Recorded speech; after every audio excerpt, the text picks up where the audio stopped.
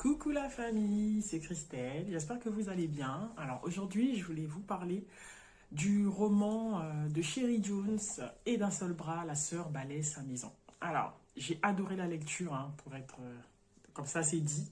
J'ai adoré la lecture, c'est un véritable coup de cœur. Et c'est un livre que j'ai demandé sur NetGalley. Et la plateforme me l'a accordé et très sincèrement, c'est sans regret parce que ça m'a aidé en plus à me remettre dans mes lectures et à reprendre en fait mon rythme de croisière.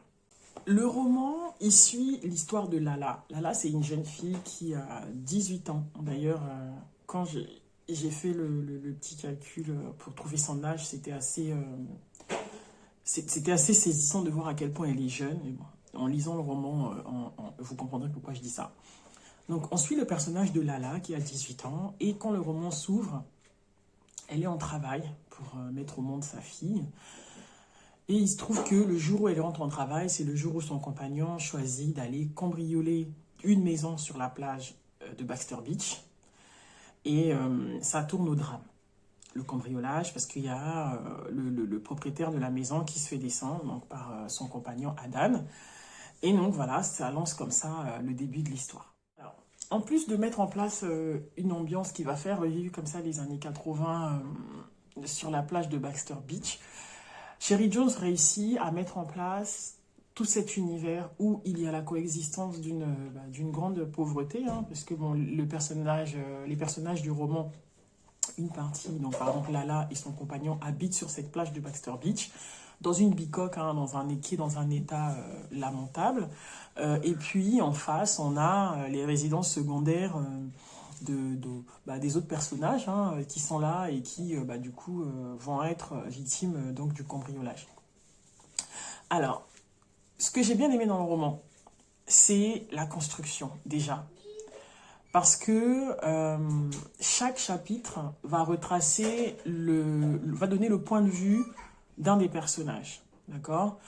L'histoire est racontée par un narrateur omniscient. J'ai beaucoup apprécié ça aussi parce que c'est vif, c'est tranchant, c'est en passant par quatre chemins pour dire les choses.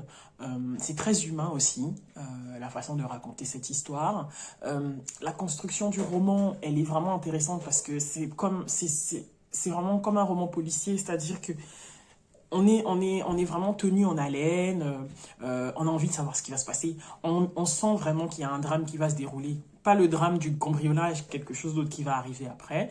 Et vraiment, Sherry Jones réussit à mettre en place tout cet univers, toute cette ambiance. Et c'est vraiment très intéressant. C'est une lecture qui a été jouissive pour ma part. Ce que j'ai bien aimé d'autre, c'est la construction des personnages. Alors, Sherry Jones nous transmet vraiment sa façon de les percevoir. C'est-à-dire qu'elle les humanise. La façon de les décrire, que ce soit physiquement, que ce soit leur état psychologique, que ce soit les conditions sociales dans lesquelles ils vivent, on sent vraiment une humanité. J'insiste là-dessus parce qu'il y a des livres où voilà, les auteurs, on sent que il n'y a pas autant de recherche.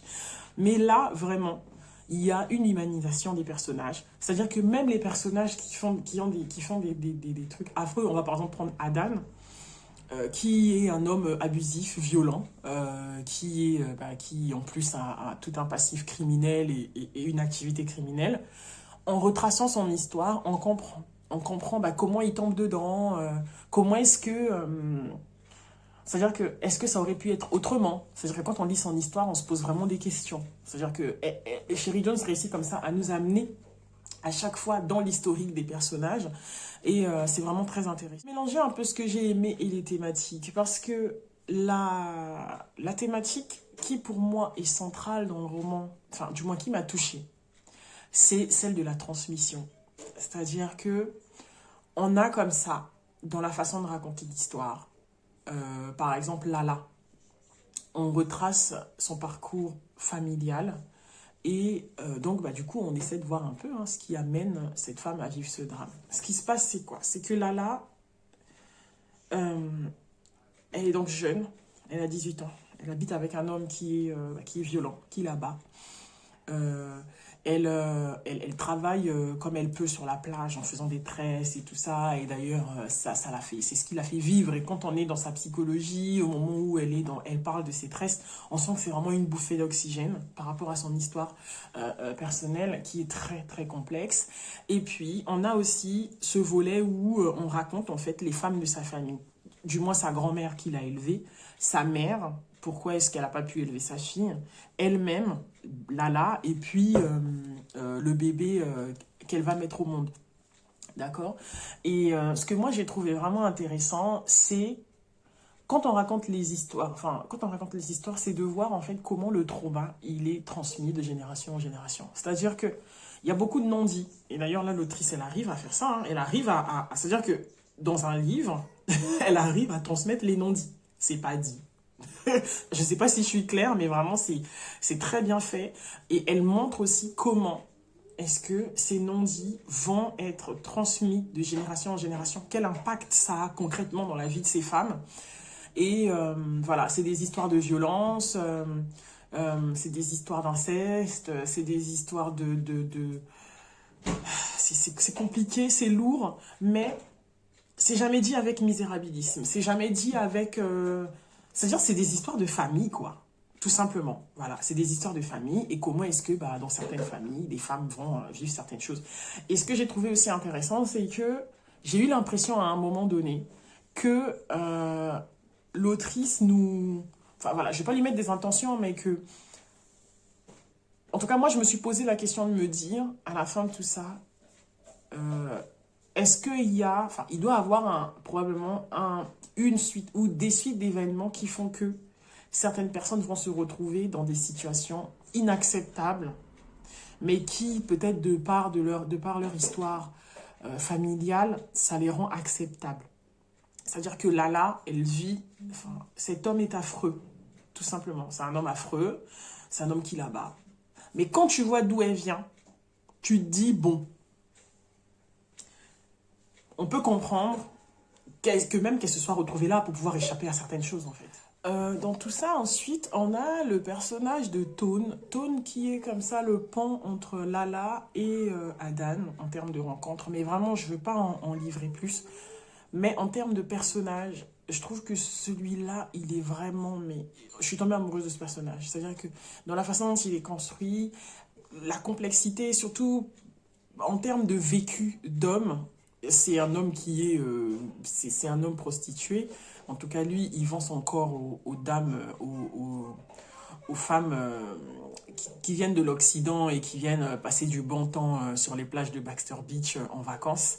Et en fait, on a comme ça son expérience qui est relatée sur ses clientes, sur lui-même, sa vie et tout ça. Et j'ai trouvé ça vraiment très intéressant. C'est un personnage qui est sensible, qui a eu lui aussi son lot de difficultés. Et on sent vraiment, on sent beaucoup d'amour. Voilà, moi, je sais que Cherry Jones, vraiment, ce que j'ai beaucoup apprécié dans son livre, c'est cette façon de voir. Tu sens qu'elle voit ces personnages et qu'elle veut vraiment retranscrire leur histoire, leur vécu. Et c'était vraiment très touchant. Il y a mon chapitre préféré, chapitre 26 du roman, qui parle d'Esmé. Esmé, la mère de Lala. Ce chapitre, je l'ai lu, je crois que je l'ai lu 4 fois. Excellentissime, touchant. Vraiment, c'est un roman à découvrir. Je vous laisse vraiment le découvrir. Il est vraiment très, très bien fait. Autre personnage aussi touchant qu'on rencontre dans le roman, c'est la reine de Saba. Elle est prostituée et elle a une mésaventure longue avec un policier, donc celui qui justement aussi suit l'enquête, qui est fil conducteur de cette histoire. Et il y a un moment où elle raconte une scène avec ce policier et je pense que j'ai jamais vu une situation de complexité du consentement. Enfin, peut-être pas complexité. On va dire que quand j'ai lu cette scène, je me suis dit, voilà, c'est comme ça qu'on devrait expliquer le consentement. C'est-à-dire que Cherry Jones a fait un travail formidable. Ce roman est à lire, à mettre entre toutes les mains. En tout cas, je vous laisse le découvrir. Et du coup, n'hésitez pas à m'en parler si vous l'avez lu en commentaire.